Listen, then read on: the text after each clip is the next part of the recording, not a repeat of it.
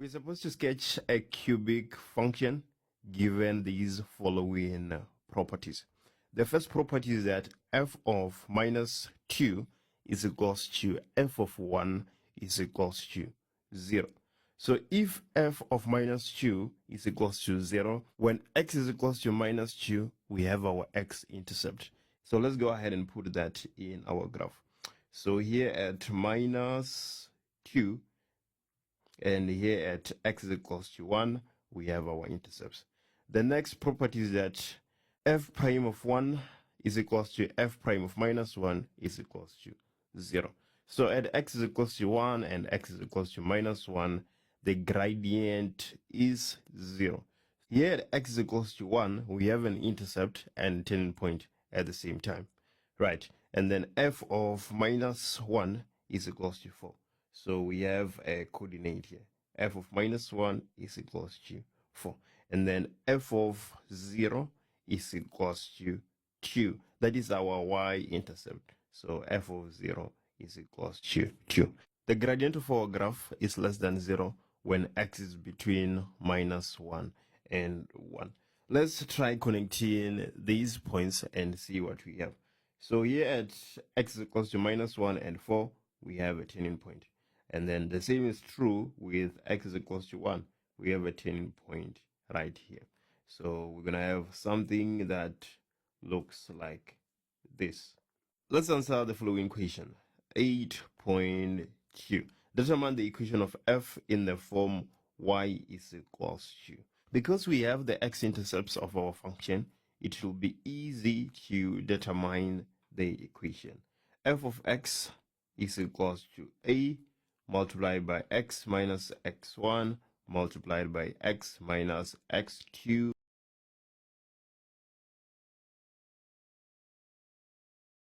squared. So why do we have x minus x2 squared here? We squared the intercepts that also serves as a turning point. So when we substitute here, we should have f of x being equals to a multiplied by x plus 2 multiplied by x minus 1 squared. This is what we need to solve. So f of x is equals to a multiplied by x plus 2. X minus 1 squared, that will give us x squared minus 2x plus 1.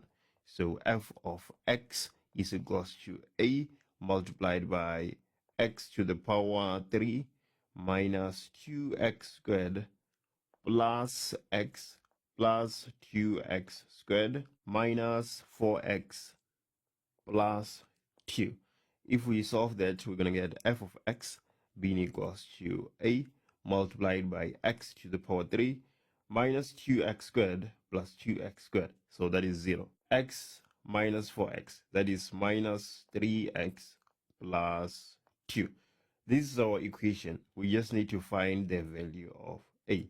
How can we possibly do that? We can substitute a coordinate into this equation. We know that f of 0 is 2 from our properties. So we can say that 2 is equals to a multiplied by 0 to the power 3 minus 3 multiplied by 0 plus 2.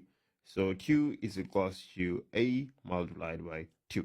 It will be easy to see that a is equals to 1. So if we substitute 1 back here, then we're going to get f of x being equals to x to the power 3 minus 3x plus 2. This is our equation. Let's move to the following equation. 8.3. If g of x is equals to f of x minus 3, write down the x-intercepts of g. Right, before we break down this equation, let's write down the x-intercepts of f of x first. We have minus 2 and 0. We also have 1 and 0. Now let's make sense of this transformation. G of x is equals to f of x minus 3. So x minus 3 shifts the graph of f of x 3 units to the right. If it was plus, then it would shift it to the left. It is counterintuitive, but it is what it is. So we just need to move these x values 3 units to the right to get the x-intercepts of g of x. So minus 2 plus 3, that is 1, and we have 0 as our y value. And then 1 plus 3, that is 4, and we still have 0 as our y value. So this is the intercepts of g. If you instead substitute x minus 3 in place of x in f of x, you will probably get to the same answer, but that will take the entire day. So it is easier to do it like this. Let's look at 8.4.